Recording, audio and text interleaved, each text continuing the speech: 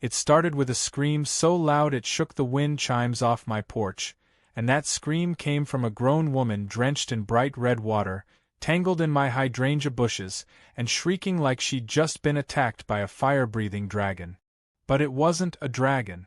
It was my new motion-triggered water cannon, rigged with eco-friendly pool dye and aimed squarely at trespassers. And the woman? Karen, the self-appointed queen of the HOA, caught mid-invasion after cutting a hole through my fence just to sneak into my backyard pool. I was watching it all unfold live on my phone, coffee in hand, as my dog wagged his tail in total approval. And in that moment, with the whole neighborhood watching her flounder on the community app's livestream, I knew one thing for certain. This summer was about to get legendary. I hadn't always been the guy who rigged defense systems around his backyard. Truthfully, I moved to this neighborhood because I wanted peace. After a spinal injury in my last job, I'd been advised to swim regularly for therapy. So when I bought this property, the pool was everything. Tucked behind a tall, sturdy privacy fence, surrounded by flowering shrubs and custom lighting, it was supposed to be my escape. I never imagined that within weeks, I'd be defending it like Fort Knox against a woman named Karen, who believed that anything not nailed down belonged to her. The first few days in the neighborhood were quiet. I kept to myself, waved at neighbors, and started installing some security features just to keep things safe. I noticed Karen the same day I moved in. She was easy to spot, tight-lipped, blonde, hair pulled so tight it looked like it hurt, wearing a visor and carrying a clipboard like she was about to inspect a crime scene. She greeted me with a smile that didn't reach her eyes and told me, "The HOA has rules about water use. Hopefully your pool isn't too wasteful." That was her version of a welcome. I brushed it off. People warned me about HOA Karens, and I figured I could handle a little nosiness. But this wasn't nosiness. This was full-on territorial delusion. I first caught her peeking through the slats in my fence 2 days later. Then I saw her trying the gate while pretending to chase a cat. I made it clear, verbally and in writing, that the pool was private, not for HOA use, and absolutely not available for shared community activities, as she kept suggesting. But Karen didn't understand boundaries.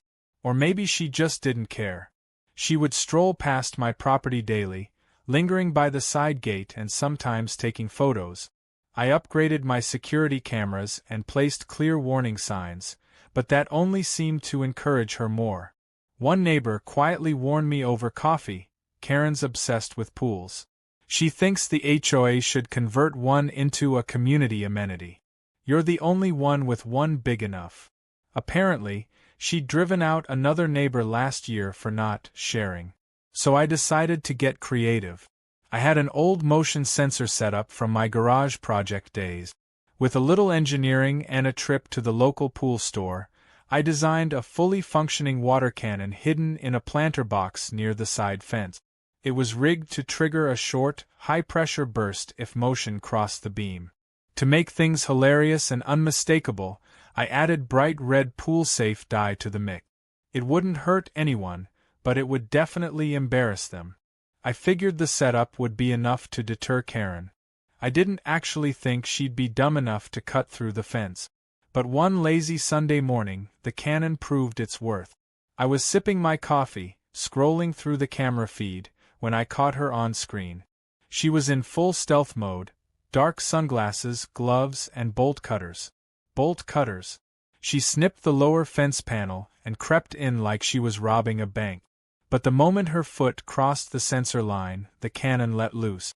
The jet of red water blasted her straight in the chest. She screamed, stumbled backward, tripped on the sprinkler head, and flopped onto her back like a stunned fish. The dye soaked her clothes and ran into her eyes, and her blonde hair turned fuchsia. I couldn't stop laughing. My dog barked in celebration. The camera caught every second, and I posted the clip to the neighborhood app under the caption, "Unauthorized swim attempt denied." The comments exploded in minutes. "Is that Karen? OMG, I'm crying. She finally got what she deserved. She cut the fence? That's criminal. Karen didn't think it was funny. She stormed off my property, soaking wet and cursing, yelling about lawsuits and biochemical warfare. I half expected her to return with hazmat inspectors. Instead, she showed up with the HOA president, Mr. Donnelly, who looked like he wanted to be anywhere else. This kind of setup, he said, clearly trying to stay neutral, may be in violation of Section 12C of the HOA policy on unregistered exterior hardware. I handed him a permit and a printout of the local code. I had done my homework. The cannon was legal, non-lethal, and completely compliant. Donnelly read the paper, blinked twice, and handed it back with a nod. Karen turned purple under the red dye still staining her arms. "This isn't over," she hissed. "That fence was defective anyway." I didn't reply. I just clicked on my phone and played a clip of her using bolt cutters in real time. Donnelly watched it in silence. Karen snatched her clipboard and stormed off. The entire neighborhood had watched the footage, and suddenly, people who had never spoken to me were waving and smiling from their porches. But I knew Karen. This wasn't the end. It was just the opening act. She'd tasted humiliation, and she wasn't the type to let it go. There was a manic gleam in her eye as she left, a silent promise that she'd be back. And I was already planning my next move. Because if Karen wanted war over my pool, she had no idea how far I'd go to protect my peace. The fallout from Karen's first soak was more explosive than I expected, and not just because of the dye-stained bushes. By Monday morning, our sleepy little HOA neighborhood had turned into a full-blown soap opera. I walked out to check my mailbox and found a group of residents whispering and chuckling as I passed. One older woman gave me a thumbs up. Another jogger slowed down and said, "That cannon got better aim than my ex-husband." The video had made its rounds far beyond the neighborhood app. Someone had sent it to a local meme page, and by Tuesday, the clip had over 50,000 views. Karen, once the terrifying storm of our community, had become its punchline. But punchlines don't like being laughed at. Karen showed up at the next HOA meeting with fire in her eyes and a stack of papers under her arm. I wasn't planning to attend, but after one of the board members texted me saying, "She's trying to ban colored water now," I figured I better make an appearance. The meeting, held in the clubhouse, was already tense when I walked in. Karen sat at the front like a general about to declare war, pointing to bullet points about unauthorized mechanical installations and hazardous pool weaponry. Mr. Donnelly, the HOA president, was sweating bullets and flipping through the community rulebook like he was cramming for a test. Karen stood up and dramatically unfolded a copy of the HOA charter from 2004, highlighting a clause about shared amenities and communal spirit. She argued that since the neighborhood didn't have a public pool, those with private ones should consider limited access schedules. Someone coughed behind me, clearly trying not to laugh. Another whispered, "This lady's really calling pool water a public resource?" Karen continued her speech, dripping with fake concern, suggesting that the children in the neighborhood deserved a chance to enjoy a swim too. That she, as a community leader, felt obligated to take a stand against exclusion and high-pressure humiliation traps. I calmly waited for her to finish before taking the floor. I presented printed photos of the fence damage, showed timestamps of her trespassing, and displayed my legal permits for the motion-triggered deterrent system. I even had a short statement from a lawyer friend noting that my property rights allowed me to protect my yard from intruders, with reasonable and non-lethal means. I made no jokes, kept my tone flat, and kept the focus on fact. The mood shifted. One neighbor raised a hand and asked if I could help them install a similar system near their garden to stop raccoons. Karen fumed. Her power, her control over the room, was slipping fast. The board didn't vote in her favor. In fact, they quietly agreed that further trespassing attempts would be met with police involvement. But I knew this wasn't a victory. Karen wasn't just after pool privileges anymore. She was after control, reputation, and revenge. That night, I noticed my security camera near the mailbox had been turned around. It hadn't captured anything, just a blank rotation. But that was all the confirmation I needed. She was still at it. 2 days later, I woke up to find my pool full of glitter. Not just a handful, pounds of it. It clung to every surface, floated on top of the water, and coated the filters in thick layers of shiny sabotage. There were even bits of cut-up pool noodles, crayon wrappers, and some sort of gooey slime mix floating in the skimmer. I stared at the mess in disbelief, the sun catching the glitter like it was some kind of twisted disco ball. I pulled the footage from the corner camera and, sure enough, there she was again, late at night, tossing bags of junk over the fence like a deranged Santa Claus with a vendetta. I called it in. The police arrived and made a report, but unless she was caught in the act, there wasn't much they could do beyond a warning. Karen, of course, denied everything. Said she was asleep. Said maybe I staged the whole thing. That's when I decided the next Canon upgrade was necessary. I repositioned it, added a second nozzle, and modified the sensor range. This time, the dye would be green, and I included a speaker programmed with a robotic voice that shouted, "Trespasser detected. You are being recorded." I also added a UV-sensitive coating to the water dye so it would stick to skin and fabric longer, glowing faintly under sunlight. Legal. Hilarious. Effective. I didn't have to wait long for the next performance. Karen returned the following evening, likely thinking she could outsmart me with a new plan. She wore a cheap rain poncho, a plastic shower cap, and what looked like swim goggles. She crept toward the fence with a flashlight, scanned the yard, and climbed through a makeshift crawl space she'd carved under a panel. As she stepped fully into the sensor's range, the cannon exploded again with a hiss and a roar, spraying a full-pressure jet of green dye directly at her midsection. The poncho filled up like a balloon, then burst, leaving her coated and screaming once again. The robotic voice boomed above her, echoing through the yard. She ran full speed back through the crawl hole, tripping and face-planting in the grass before scrambling away. This time, I didn't upload the video. I didn't need to. The neighborhood kids had caught the whole thing on their phones and posted it to TikTok. It went viral again. One clip was even set to dramatic opera music. Another added cartoon sound effect. The internet had claimed her. By the end of the week, Karen was a joke meme on 3 separate platforms. Someone photoshopped her onto a water park ride. Another placed her in front of the White House with a caption about public pool policies. But it wasn't just about embarrassment anymore. Something was off. One of the HOA board members dropped by and quietly handed me an old agenda file from a previous meeting.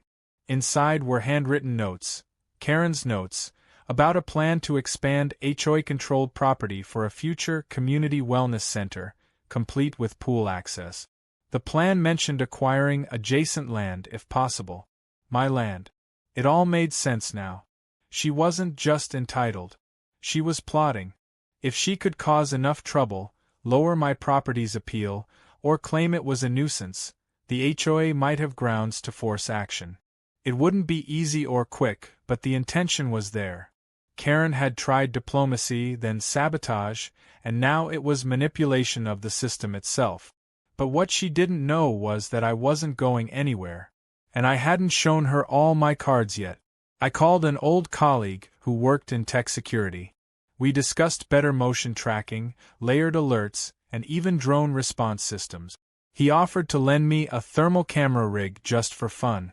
If Karen wanted to play this game, I was going to outmatch her on every level. I reinforced the fence. I cleaned the pool, again, and upgraded the filtration system with a secondary UV sterilizer. I was determined that not even a sparkle of glitter would survive in that water again. As the sun set that night, I sat by the pool, drink in hand, staring at the calm, glowing surface. My dog lounged beside me, tail thumping gently. I wasn't afraid of Karen. I wasn't worried about her schemes. Because now I knew exactly what she was trying to do. And more importantly, I knew she had no idea how far I was willing to go to defend what was mine. The cannon was just the beginning. The third time Karen crossed my fence line, She did it with the kind of precision and caution that would have made a burglar proud. She came just past 2 in the morning, dressed in all black, dragging a small aluminum ladder behind her like she was on some stealth mission. I watched the entire thing unfold from the comfort of my bed, lit only by the soft glow of my phone's screen. I had upgraded my system earlier that day with a thermal camera just in case she tried anything at night, and it paid off beautifully. Her heat signature showed up clearly, a red human-shaped blob against the blue coolness of the backyard. I didn't even need to guess who it was. She paused at the corner of the fence, looked both ways like she was trying to avoid imaginary security guards, and propped the ladder up to climb over. This time she avoided the crawl space under the panel, probably assuming I had booby-trapped it, which, to be fair, I had. I had rigged a second sensor there that triggered a silent alert to my phone along with a snapshot. I already had 3 different angles of her before she even reached the top of the fence. She climbed, slow and careful, until she was standing with one leg over, scanning the yard. What she didn't know was that I'd added a second water cannon, mounted up high and angled slightly downward. It was hidden beneath a garden trellis and only activated by elevation-based motion. As soon as she moved over the height threshold, the cannon launched a massive burst of icy water down on her from above, accompanied by a pre-recorded warning I'd been saving just for her. The robotic voice boomed out, "Trespasser detected. Evacuate immediately. Law enforcement has been notified." The sheer force of the water hit her back and sent her slipping off the ladder entirely, flailing midair before landing in my flower bed with a soggy thud that I felt in my chest even through the screen. The scream she let out wasn't just frustration. It was panic. She scrambled up, soaking wet, spitting out soil and leaves, and trying to find her footing in the dark. Her phone clattered across the concrete and landed with a soft splash in the shallow end of the pool. The green dye from last time had barely faded from her hair, and now she was soaked again, mascara streaming down her face like black lightning bolt. She made a run for the fence but tripped over a garden hose and collapsed into the dirt. I turned up the volume on my phone and couldn't help but laugh. If it wasn't so ridiculous, it would have been sad. But Karen wasn't done. After she finally stumbled her way out of my yard, she called the fire department. Not the police, not the HOA. No, she went straight to the fire department. At 2:27 in the morning, I was woken by flashing lights across the street and loud banging at my front door. When I opened it, 3 firefighters stood there looking completely confused. One of them was chuckling while reading something on his phone. "Sorry to bother you," the lead firefighter said, trying to maintain a straight face. "We got a call about a possible hazardous automated liquid defense system being used on residential property. You wouldn't happen to know anything about that?"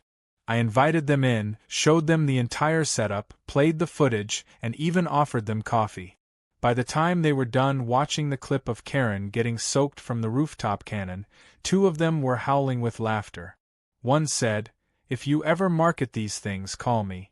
I got a neighbor that steals my Halloween decorations every year." They left with no incident, except for the youngest firefighter who jokingly asked if I was running a secret water park. But while the fire department left amused, Karen was only growing more desperate. The next day she stormed over to the HOA office, dragging her ruined phone and a folder full of printed screenshots she'd probably taken before her 3rd soaking. She demanded an emergency meeting. I wasn't even invited to it, but word got around fast. I heard from 3 neighbors that she accused me of building military-grade deterrents, claiming I had turned the neighborhood into a hostile surveillance zone. She brought up drone rumors, the automated voice alerts, and of course, the dye. One board member told me later that she genuinely tried to argue I was running a psychological warfare operation through pool accessories. That same evening, I received a formal letter from the HOA asking for an inspection of my property due to concerns raised by community members regarding unsafe installations. I smiled the entire time I read it. I wasn't surprised. They were under pressure, especially from someone like Karen, who had held influence in the HOA for years.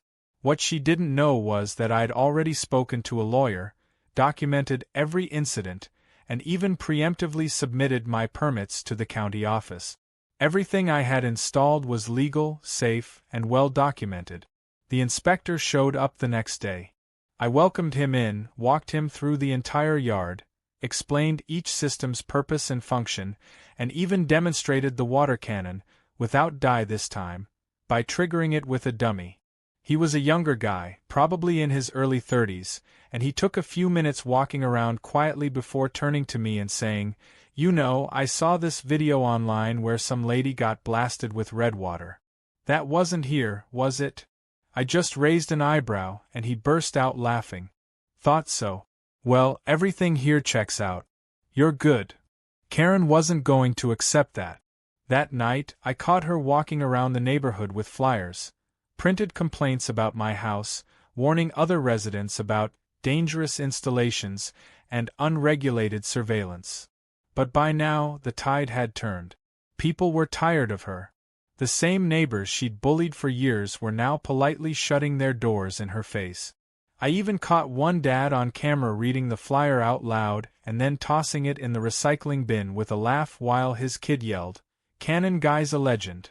What really twisted the knife for Karen was when I found out why she was so obsessed with my property.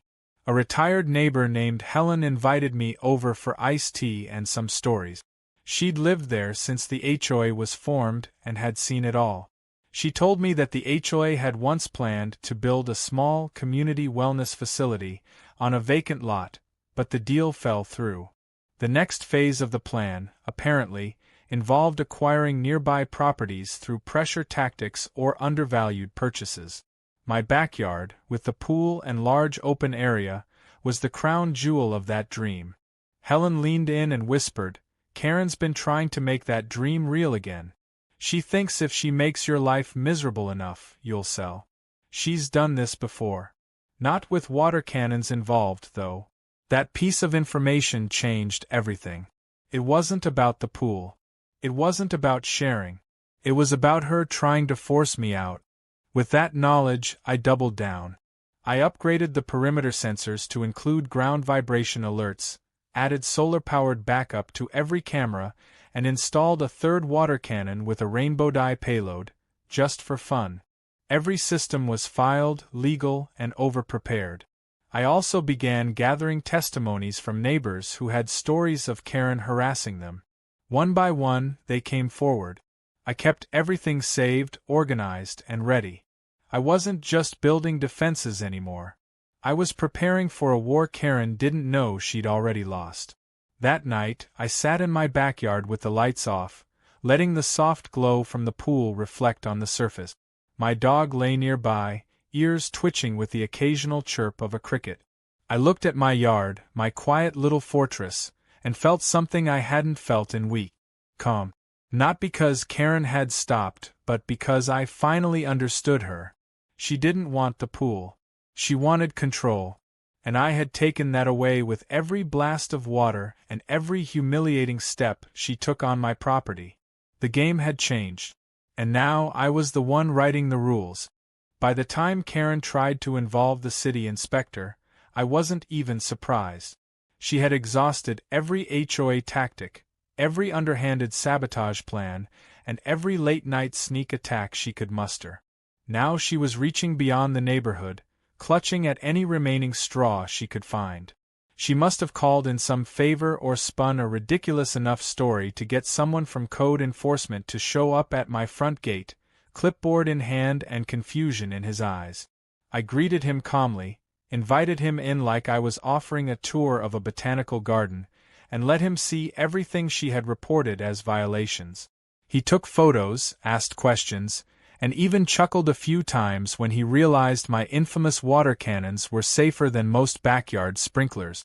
It was clear the man was doing his job, but even he seemed aware this was a wild goose chase.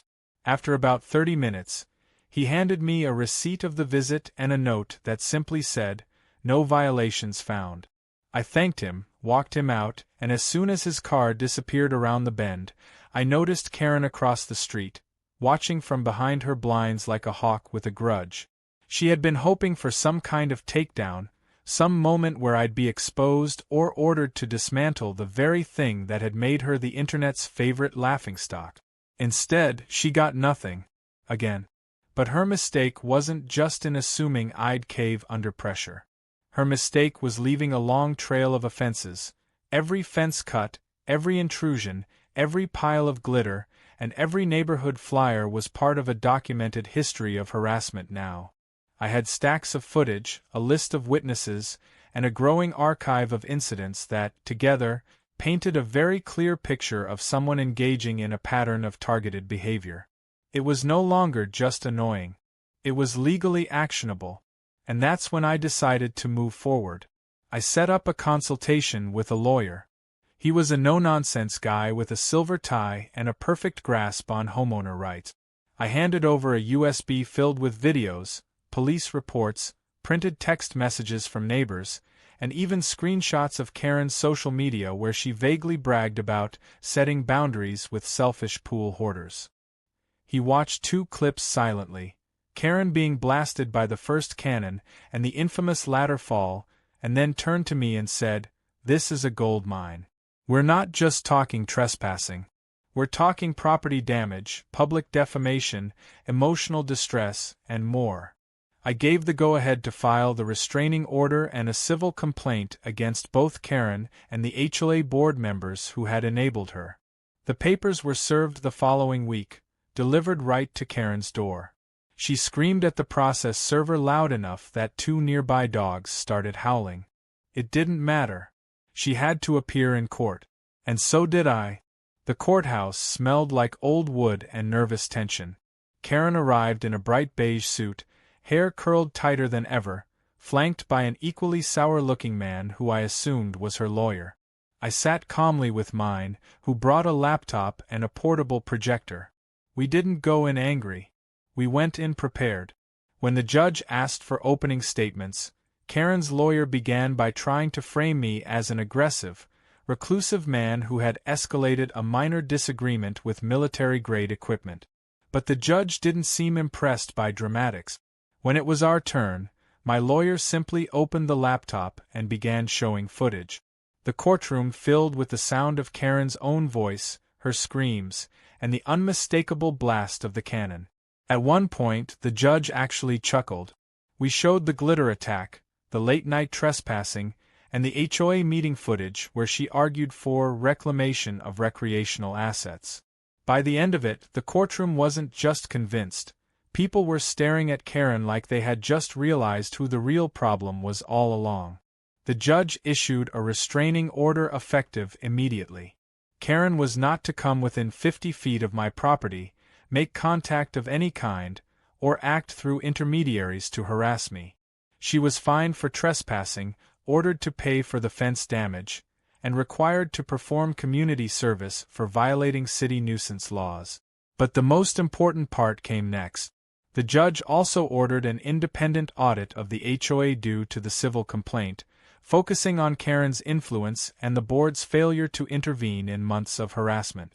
The HOA board members who had backed Karen quietly resigned within a week.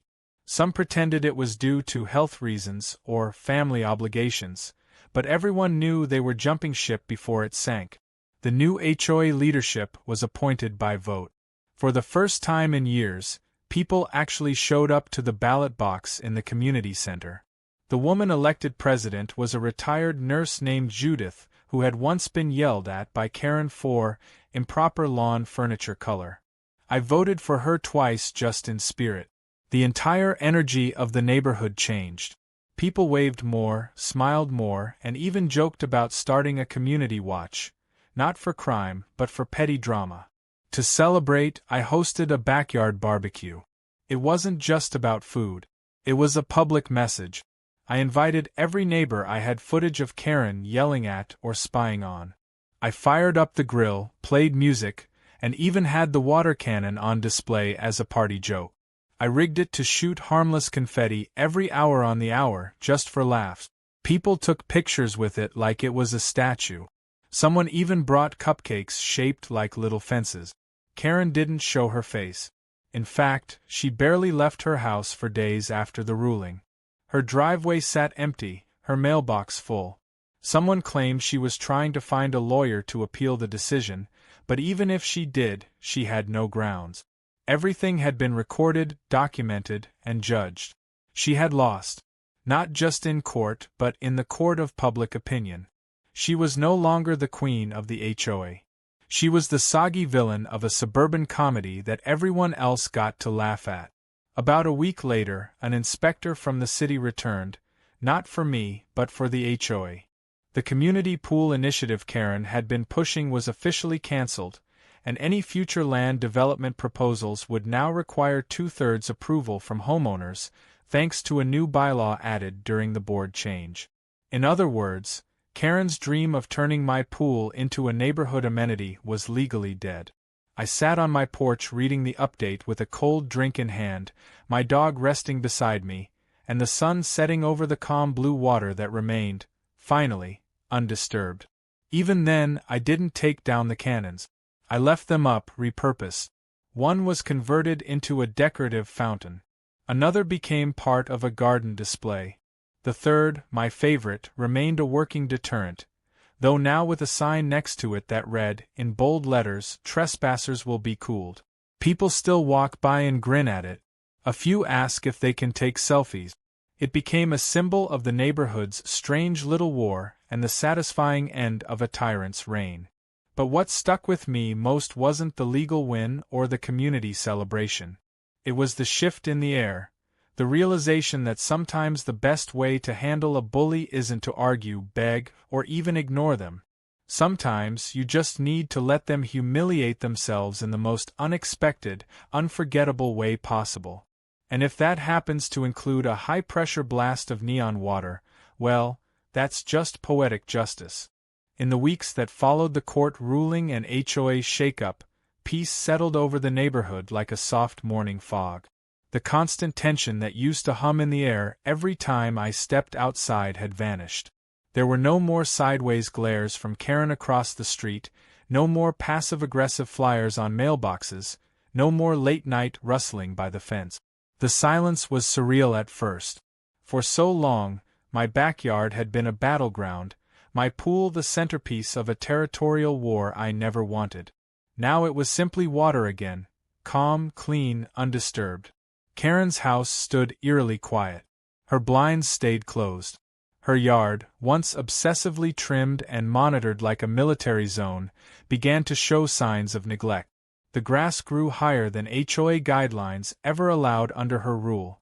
Weeds peeked through the cracks in her driveway. A neighbor told me she hadn't seen Karen step outside in over a week, except once to drag her trash bin out and back. No more HOA patrols. No more clipboard walk. The woman who once controlled the rhythm of the neighborhood had vanished into the shadows. The funny part was, I didn't even feel triumphant. I thought I might. After all the sabotage, the trespassing, the drama, after the glitter bombs, the fence cutting, and the endless complaints, I had expected to feel vindicated. But instead I just felt still. As if everything that had happened was just background noise fading out after the last note of a long, ridiculous song. It wasn't joy or revenge I felt. It was relief. Like the house, the yard, and I had all taken a deep breath together and finally exhaled. The new HOA leadership, under Judith's guidance, proved to be fair and refreshingly drama-free. Rules were enforced without intimidation. Concerns were handled like conversations instead of courtroom battles. The entire tone of the neighborhood shifted. People who had previously avoided meetings now attended them just to enjoy the camaraderie. Judith herself stopped by one afternoon, bringing over a fresh pie and thanking me personally for standing up not just for my property but for the entire block.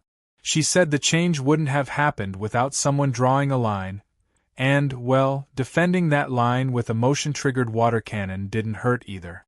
One particularly warm Saturday, A group of kids rode their bikes past my house and slowed down at the corner to stare at the cannon that now stood harmlessly in the yard like a monument. One of them shouted, "Is that the Karen blaster?" And the others laughed. I gave them a quick thumbs up and wave. They rode off like they'd just met a superhero. I couldn't help but grin. The cannon had become something of a local legend. Some neighbors even jokingly suggested I start offering pool defense installations as a service. I turned down the business idea, but I did help one guy rig up a decoy cannon with a motion sensor that just played a siren sound. He said it kept his nosy brother-in-law away. People had started telling their own Karen stories more openly now. Stories that had once been whispered in backyards or shared in frustration were now being laughed over at barbecues and potlucks. One neighbor told me how Karen once tried to fine them for planting non-native flowers. Another recounted the time Karen reported them for flying a kite that was too reflective. Apparently, she had spent years policing people under the guise of order while slowly building her own imaginary empire of control. With her gone, the entire neighborhood seemed to be healing, like it had been holding its breath for far too long. I started spending more time outside again. Mornings with coffee by the pool, evenings with music drifting softly through the garden lights, and late nights under the stars with nothing but the gentle sound of the water filter humming. The pool became what it was meant to be from the beginning, a retreat.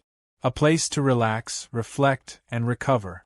It was strange to think how something so peaceful had once triggered so much conflict. One afternoon, a moving truck pulled up across the street. It wasn't a surprise. People had been whispering about Karen possibly moving out, especially after the court ruling and the HOA vote. Sure enough, by sunset, most of her furniture was gone. A single SUV remained in the driveway. No goodbye. No statement. Just the quiet scraping of boxes and the slamming of doors. As the truck pulled away, I watched from my porch with my dog at my feet. The last thing I saw was Karen sitting in the front passenger seat, staring straight ahead, expression unreadable. And just like that, she was gone. The neighborhood threw a small block party a week later, unofficially titled the Peace Splash Celebration. It wasn't about me or the cannons or even the court win. It was about reclaiming joy. There were grills going, drinks being passed around, and music playing from 2 driveways at once. Someone had even set up a slip and slide in their yard, and another neighbor jokingly wore a poncho with the words "Cannon Tested" and "Neighborhood Approved" written in marker on the back. People brought food, laughter, and stories, and for the first time in a long time, it felt like a true community. As evening fell, someone raised a glass and said, "To the guy who turned backyard defense into an art form." I raised mine back, nodded, and laughed with everyone else. But deep down, I knew it wasn't about the gadgets or the water dye or the trap. It was about holding the line when no one else would. It was about not letting someone else rewrite the rules of your life just because they shouted the loudest. And maybe, just maybe, it was about showing that standing up for yourself doesn't always have to be aggressive. Sometimes it can be smart, funny, and even a little soaked in pool dye. The cannons remain, though they're quiet now. One has been converted into a fountain, trickling water peacefully into a bed of river stones. Another sits beside the grill as a conversation piece, the third hidden among the bushes like a retired soldier keeping watch just in case. Occasionally, I hear new neighbors asking about them, and the stories are passed down like folklore. They call it the summer of the soaking, the war of the fence, the rise and fall of Karen the Queen of HOA. Everyone has their own title for it, but the ending is always the same. Months passed. Seasons shifted. The glitter eventually stopped appearing in corners of the yard. The dye faded from the pavement. But the lesson stuck. The one I'd learned through every intrusion, every ridiculous escalation, every soaked confrontation. Boundaries matter. Not just the ones we build with wood and wire, but the ones we hold with our principles. When someone tries to bulldoze their way through your peace, you don't always need to scream back. Sometimes all you need is a sensor, a well-timed blast of water, and the unshakable will to say, not today. And on some evenings, when the light hits just right and the breeze carries the faint scent of chlorine and jasmine, I sit by the pool and smile. Because this place is mine. Because I earned this stillness. Because the cannons may be quiet now, but they stand for every laugh, every neighbor who cheered, every moment I stood my ground. And somewhere out there, maybe in another neighborhood, someone else is building their own cannon, not just to blast intruders, but to make it clear that entitlement has its limit, and that peace, once earned, is worth defending.